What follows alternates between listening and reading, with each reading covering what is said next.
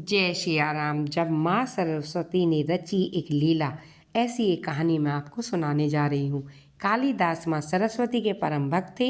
एक बार कालिदास जी को अपने ज्ञान का बहुत अहंकार हो गया।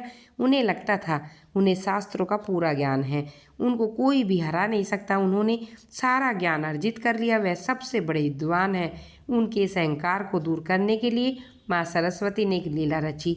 एक बार कालिदास जी शास्त्रार्थ के लिए पड़ोसी राज्य के लिए जा रहे थे। गर्मी के दिन थे, रास्ते में प्यास के कारण उनका हाल बुरा हो गया। कुछ समय के पश्चात उन्होंने एक कुआं देखा जिस पर एक लड़की पानी भर रही थी। कालिदास जी ने उससे पानी मांगा। लड़की ने उनसे कहा कि आप अपना परिचय बताइए। कालिदास जी ने इसे अपना अपमान समझा कि मैं इतना प्रसिद्ध हूँ, मुझे कौन नहीं जानता। वह कहने लगी, तुम अभी बहुत छोटे हो, घर में किसी बड़े को भेजो, वह मुझे जरूर जानते होंगे। लेकिन लड़की हट करके उनका नाम पूछती रही। कालिदास जी कहने लगे, मैं बहुत बड़ा विद्वान हूँ, मेरी प्रसिद्धि दूर दूर तक है। लड़की पर कालिदास जी की अहंकार भरी बातों का प्रभाव ना हुआ और वह कहने लगी, आप बताओ सबसे बलवान कौन है। कालिदास जी ने जवाब देना उचित नहीं समझा, कहने लगे, मुझे इसका जवाब नहीं पता। लड़की कहने लगी, सबसे बलवान तो धरती पर भूख और प्यास है। भूख प्यास में इतनी शक्ति है, बड़े बड़े बलवानों को झुका देती है। आप प्यास से तड़फ रहे हैं। छोटी सी लड़की के दिए गए तर्क का कालिदास जी के पास कोई उत्तर न था।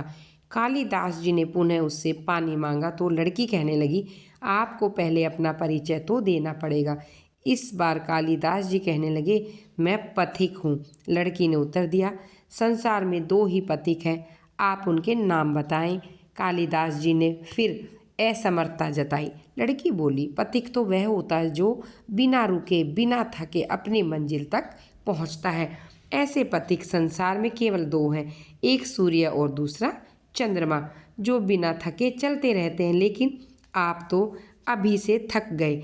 इतना कहकर लड़की घर की ओर चल पड़ी। एक वृद्धा महिला घर के बाहर आई और वह कुएं पर गई। कालिदास जी ने उससे पानी मांगा। उन्होंने भी कालिदास जी से उनका परिचय पूछ लिया।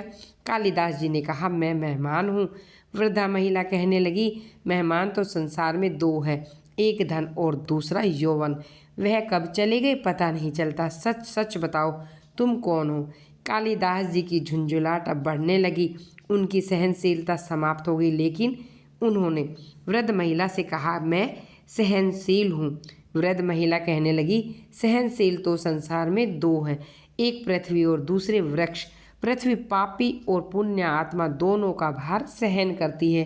पृथ्वी का सीना चीर कर उसमें बीज बोया जाता है, लेकिन वह अन्न के भंडार भर देती है। वृक्ष, उनको पत्थर मारो तो भी मीठे फल देते हैं। तुम अपना परिचय गलत दे रहे हो, सत्य बताओ कौन हो। कालिदास जी का प्यास के मारे बुरा हाल होने लगा। मैं हठी हूँ। महिला ने उत्तर दिया, हठी तो संसार में दो हैं, एक नख और दूसरे केश। इनको जितना भी काटो फिर भी बढ़ जाते हैं। अपना सही परिचय दो, फिर पानी पिलाऊंगी। इस बार कालिदास जी ने जवाब दिया, मैं मूर्ख हूँ। महिला ने कहा, मूर्ख तो संसार में दो हैं, पहला राजा जो बिना योग्यता भी सब पर शासन करता है, दूसरा दरबारी जो राजा की दया दृष्टि पाने के लिए उसकी गलत बात को हाँ भरता है।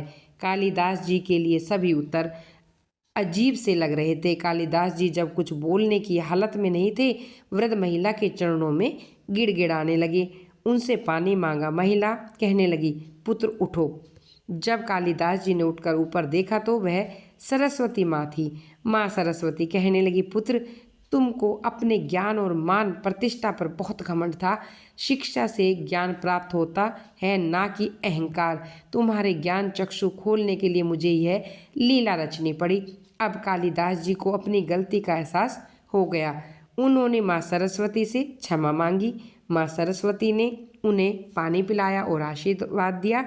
माँ सरस्वती ने कालिदास जी को शिक्षा दी, अपने ज्ञान या फिर किसी उपलक्ष्य पर अहंकार कभी मत करना। जय श्री राम। आपको ये कथा कैसी लगी, आप मुझे कमेंट बॉक्स में लिखकर अवश्य बताएं।